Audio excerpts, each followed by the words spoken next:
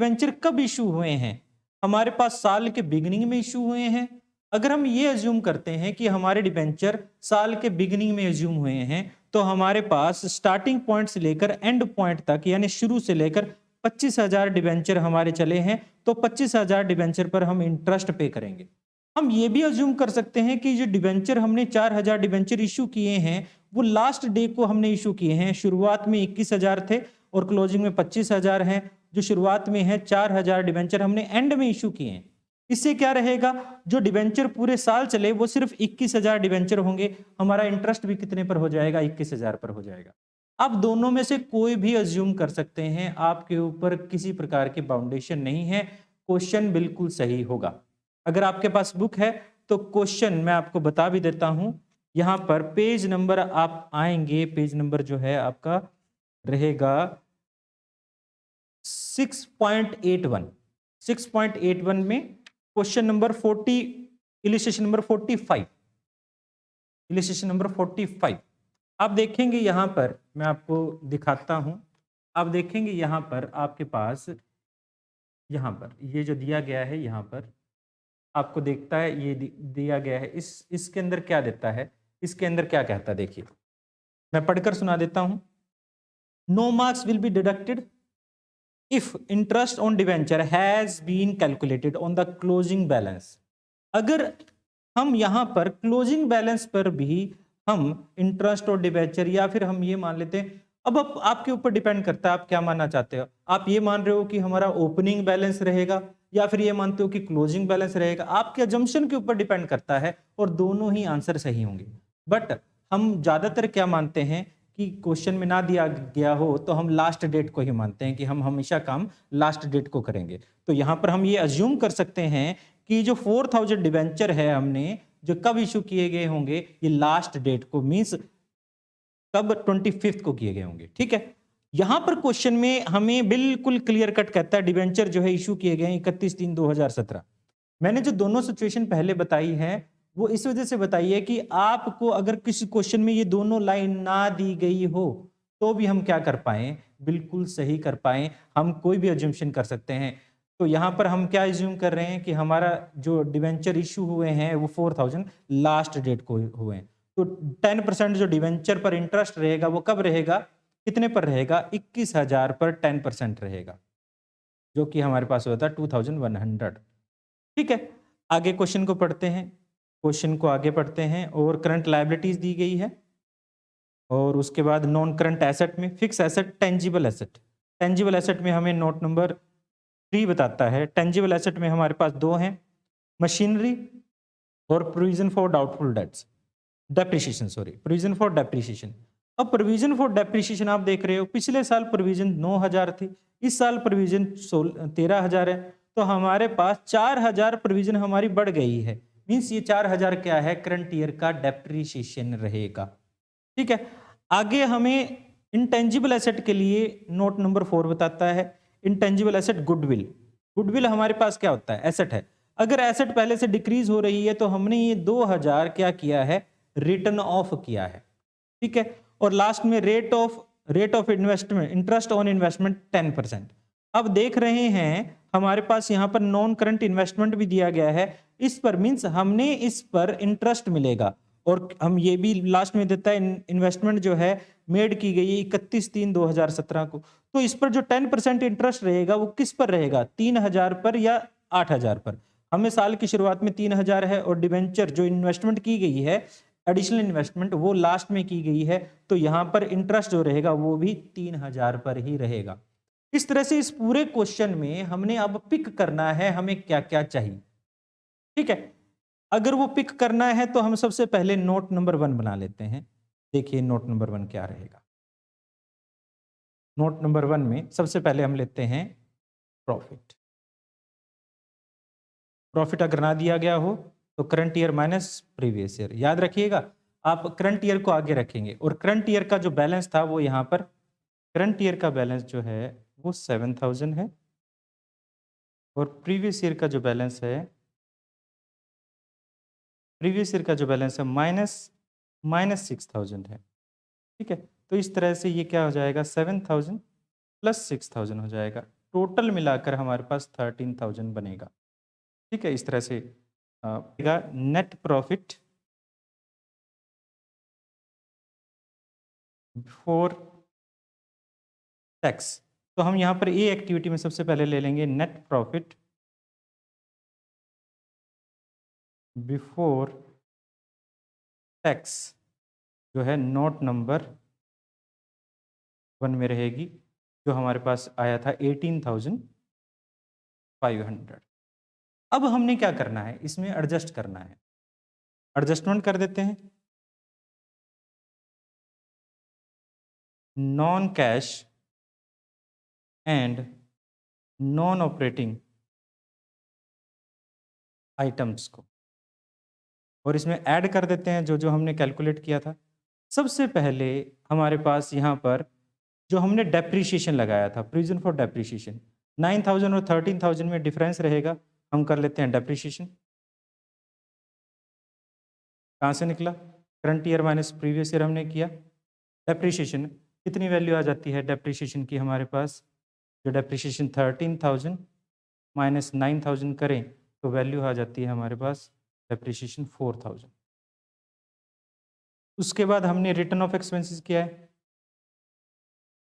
अमोर्टलाइजेशन, return of expenses जो कि goodwill था, गुडविल रिटर्न ऑफ किया है। ठीक है, गुडविल हमारे पास पहले 10,000 थी, अब 2,000 8,000 है। तो 10,000 में से 8,000 लेस करें तो 2,000 हमने गुडविल राइट ऑफ किया। ठीक है, उसके अलावा हमारे पास हमने लॉन्ग टर्म इंटरेस्ट दिया होगा, इंटरेस्ट ऑन डिवेंचर, हमें क्वेश्चन में बताया भी गया है। देखिए, क्वेश्चन में बताया जाए या ना बताया जाए, कहे या ना कहे, आप इंटरेस्ट ऑन डिवेंचर देंगे ही देंगे।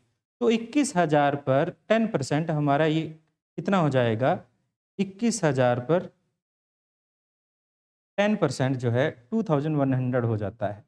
तो ये टोटल 8,100 हम ऐड करेंगे, और लेस करने वाली आइटम में हमारे पास यहाँ क्या रहेगा? Interest on investment. ठीक है, जो कि इन्वेस्टमेंट हमें क्वेश्चन में 3,000 बताई गई है। इंटरेस्ट ऑन इन्वेस्टमेंट कर लेते हैं। इंटरेस्ट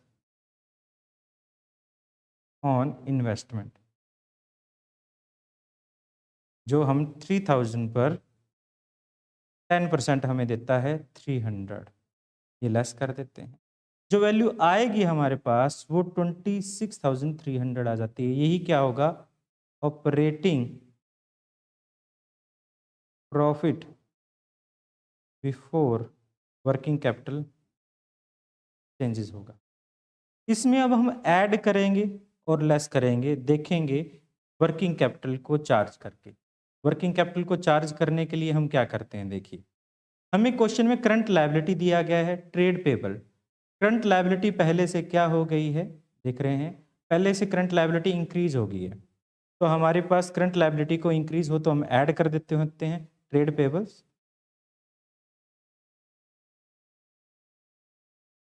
ट्रेड पेबल ऐड हो जाएगा हमारे पास 4,000। ठीक है, एक ही लायबिलिटी थी। उसके बाद हमें करंट एसेट्स में इन्वेंट्री देता है। इन्वेंट्री पहले से बढ़ रही है तो लेस करेंगे इन्वेंट्री। इन्वेंट्री हमारे पास 18,500 आ जाता है नेगेटिव। सिर्फ एक एक वैल्यू थी, यहाँ पर देख रहे हैं हमारे पास ये 18,500 आएगा डिफरेंस दोनों का, और इन दोनों का डिफरेंस हमारे पास क्या था? इन दोनों का डिफरेंस हमारे पास 4,000 आएगा। तो हम ये दोनों एडजस्ट करने के बाद जो बचेगा हमारे पास 11,800 है। तो हमें क्वेश्चन में कोई भी आइटम ऐसी नहीं बताई गई है जो कि हमारे टैक्स से रिलेटेड हो। तो यही क्या हो जाएगा? Cash flow from operating activities. ठीक है, तो ये था हमारा फर्स्ट क्वेश्चन। अगर आपको कोई भी प्रॉब्लम है तो बताइए मुझे। Thank you.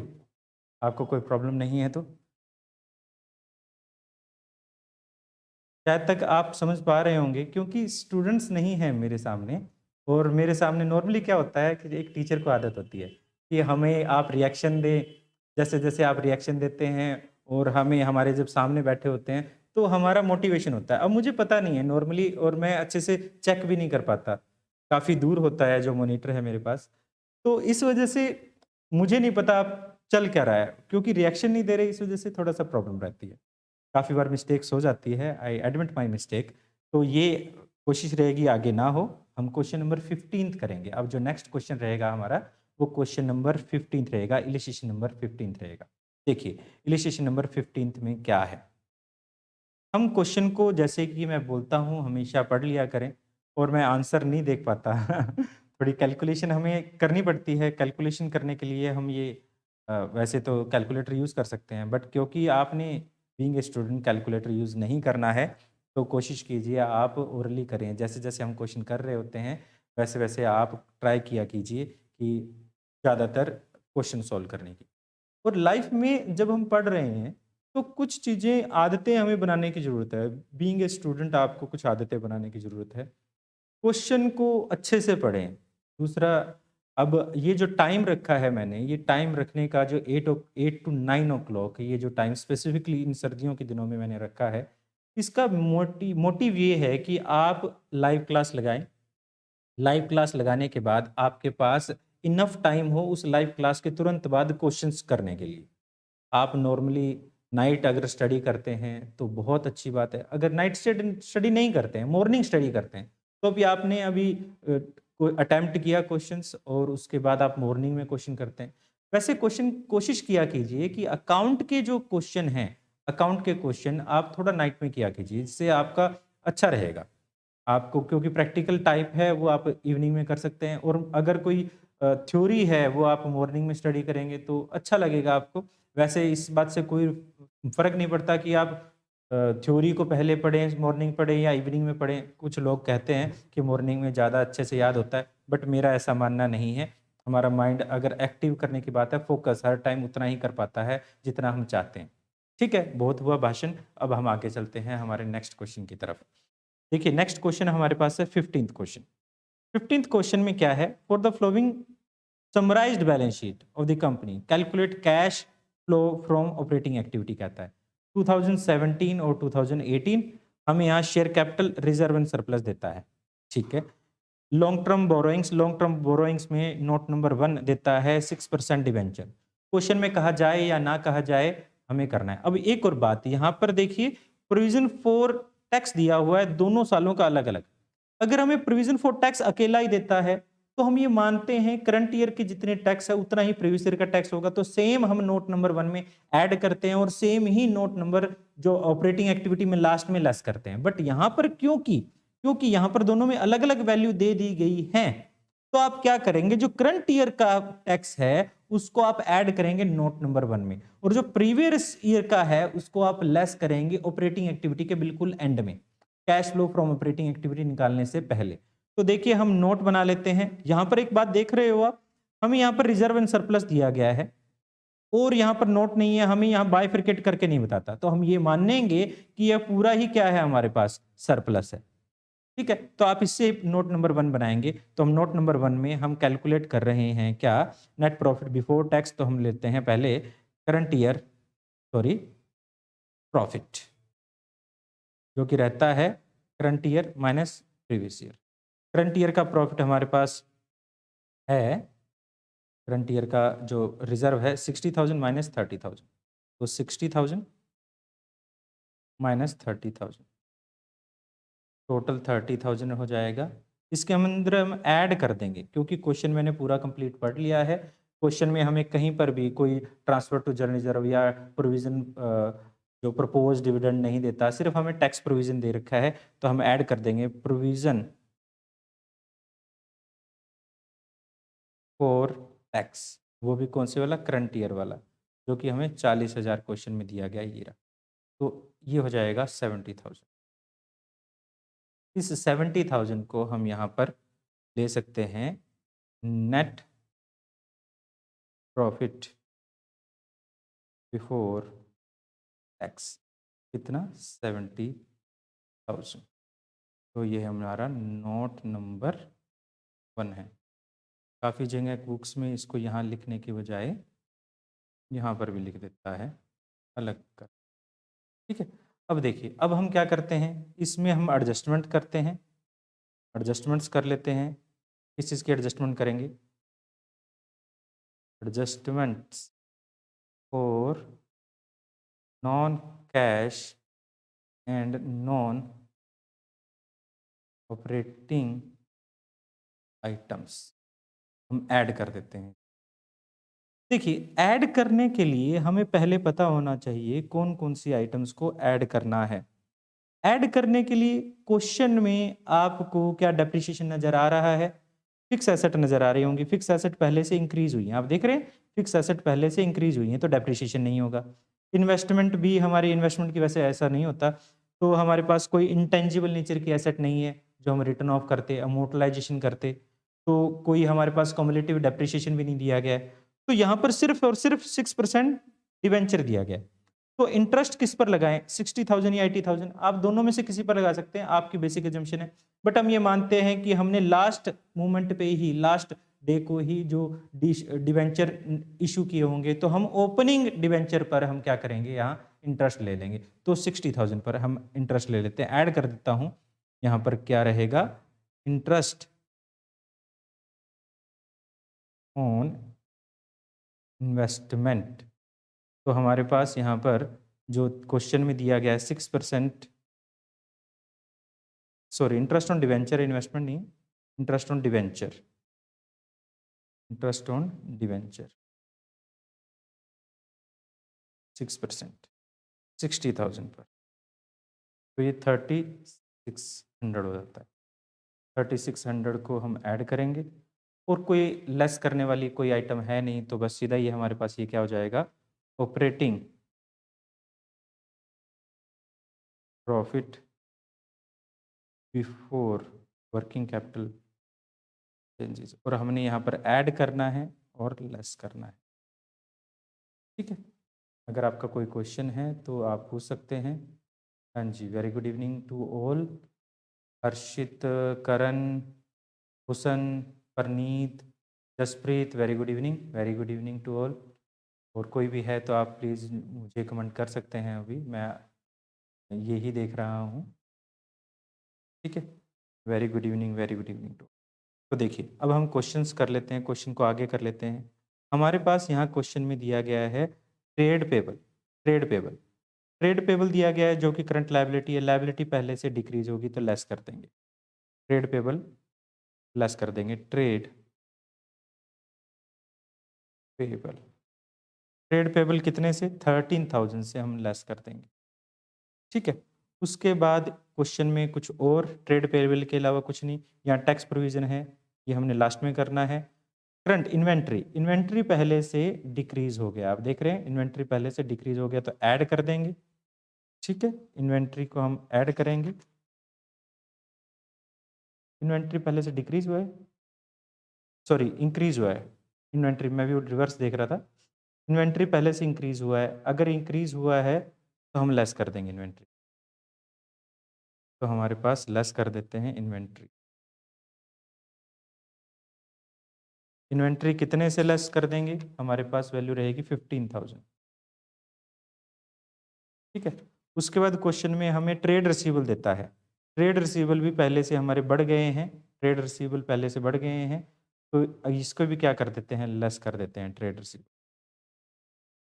ट्रेड रिसीवेबल,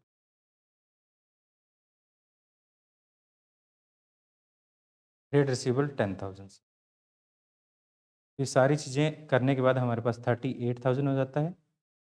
ये वैल्यू हमारे पास कुछ नहीं है, तो ये 38 इसमें हम क्या कर रहे हैं, ये भी पहले हमने लिख देना चाहिए था।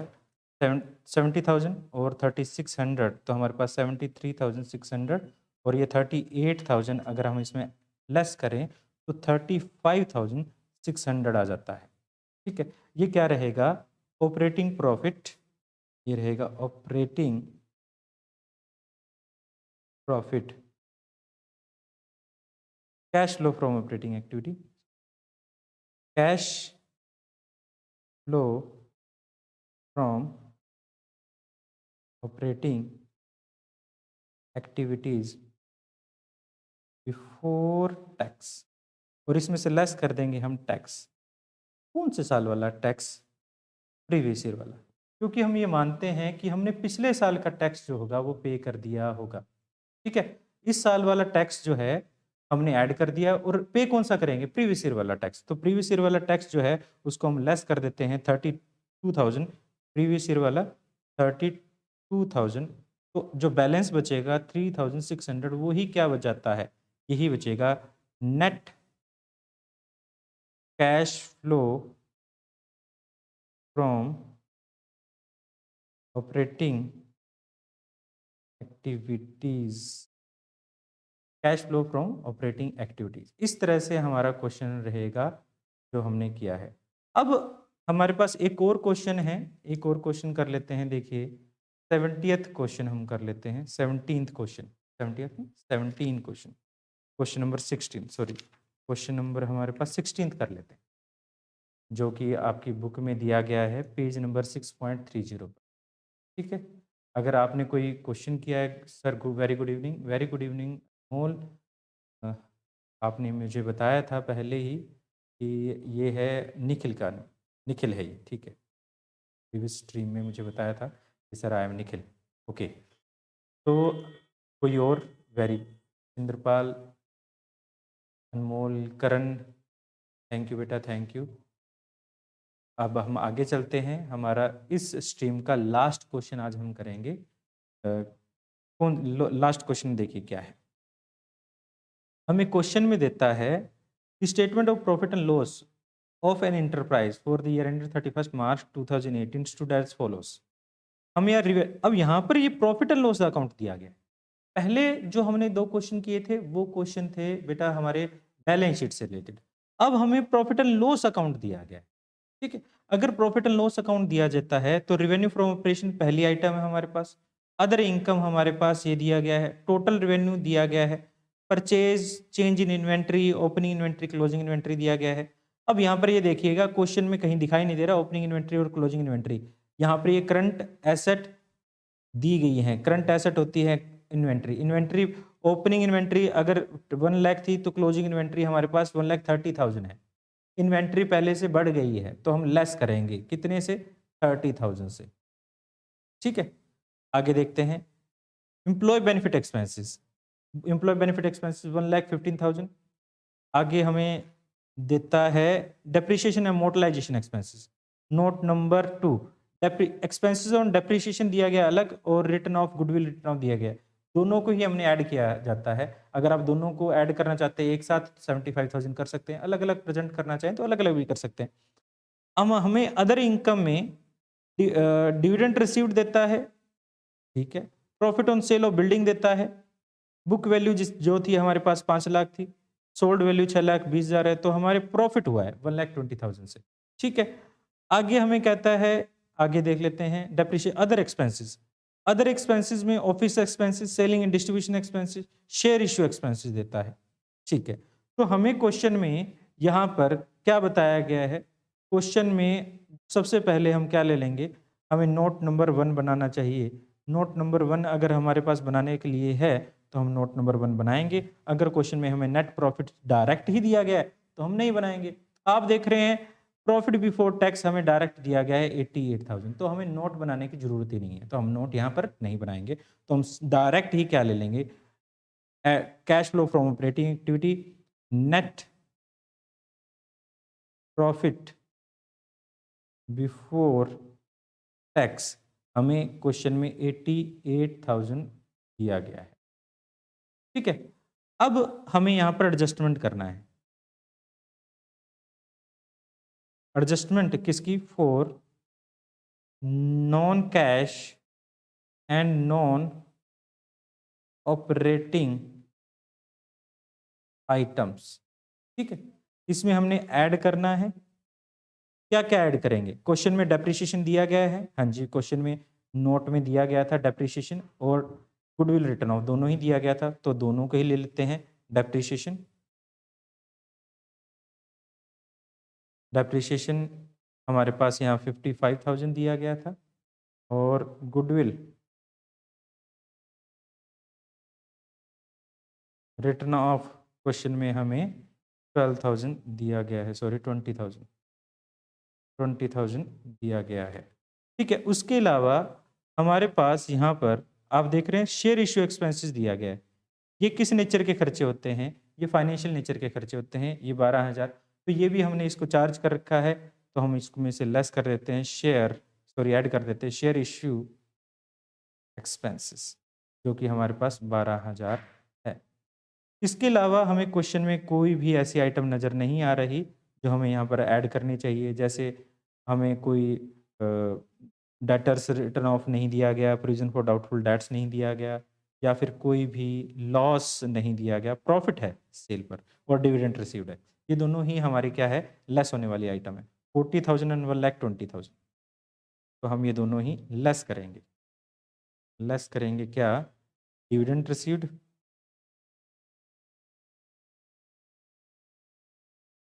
और प्रॉफिट ऑन सेल ऑफ जो भी हमारे पास बिल्डिंग है। वैल्यू 40,000 और 1,20,000, तो ये दोनों लेस होने वाली आइटम है, दोनों को लिख देते हैं। 87,000 हमारा ऐड होगा और 1,60,000 हमारा लेस होगा। तो ऐड और लेस करने के बाद हमारे पास देखा जाए तो इसको कर लेते हैं 1,75,000 और ये बचेगा 15,000। यही क्या होगा? Operating profit before working capital changes होगा। ठीक है, अब इसमें हम क्या करें, ऐड कर देते हैं और लेस कर देते हैं, अगर कोई हमारे पास ऐसी आइटम है जो हमें करना है।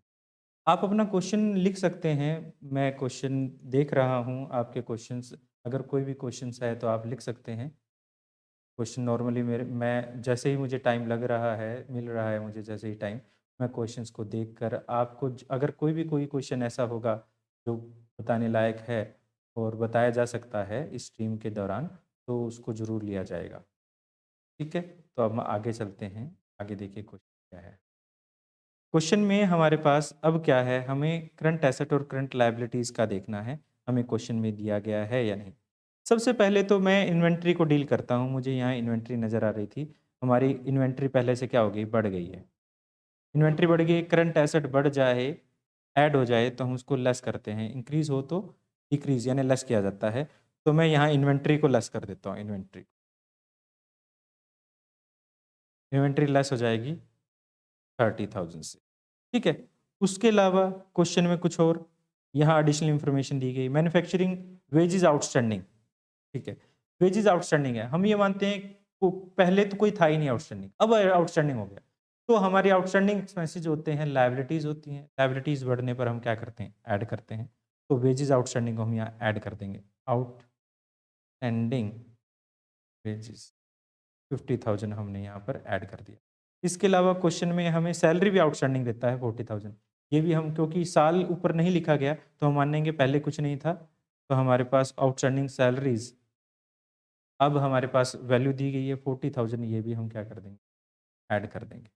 ठीक है, अब इसके अलावा और हमें क्या दिया गया है, सैलरी आउटस्टैंडिंग सैलरी प्रीपेड। आप यहाँ पर इसका नेट भी निकाल सकते थे, बट अलग अलग दिया गया है तो आप अलग अलग भी लिख सकते हैं। तो हमारे पास सैलरी प्रीपेड जो है, तो हम उसको क्या कर देंगे, यहाँ पर लेस कर देंगे, प्री पेड सैलरीज 5,000। आप नेट सैलरी निकाल कर भी इसको कर सकते थे। तो हमारे पास ऐड होने वाला डाटा जो है, वैल्यू जो है वो 90,000 है, लेस होने वाली जो है 35,000 है। ऐड लेस करने के बाद हमारे पास 70,000 बचता है। यही क्या होगा, नेट, क्योंकि टैक्स नहीं है, net cash flow from operating activities. इस तरह से हमारे पास प्रॉफिट एंड लॉस से रिलेटेड और हमारे पास बैलेंस शीट से रिलेटेड अगर आपके सामने क्वेश्चन आते हैं तो आप कर पाएंगे। अगर आपका कोई क्वेश्चन है तो आप लिख सकते थे। आज की स्ट्रीम में हम क्वेश्चन इतने ही करेंगे। हमारी नेक्स्ट स्ट्रीम जो रहेगी, नेक्स्ट ऑनलाइन क्लास जो रहेगी, आपका जो होमवर्क है, आप होमवर्क मेरे ख्याल से कर भी रहे होंगे।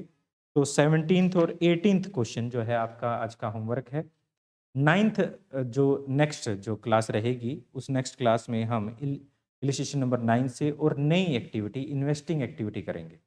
आई होप आप जुड़े रहेंगे, आप अपने फ्रेंड्स को और जो भी आपके फ्रेंड्स, अगर कोई और फ्रेंड आपका इसी क्लास में रहे, उन्हें शेयर भी करेंगे। अगर आपको अच्छा लग रहा है और आपको अच्छा लगा तो आपने इस स्ट्रीम को लाइक भी किया होगा और चैनल को पहले भी सब्सक्राइब कर रखा होगा। और अगर फिर भी प्रॉब्लम्स हैं तो मैं आपकी प्रॉब्लम सुनने के लिए कुछ टाइम के लिए हूँ। मैं देख पा रहा हूँ आपने अभी तक कोई कमेंट नहीं किया है, तो मैं अभी इस लाइव स्ट्रीम को यहीं पर स्टॉप कर रहा हूँ। और आई होप आप हमारे चैनल से जुड़े रहेंगे और चैनल से बने रहेंगे।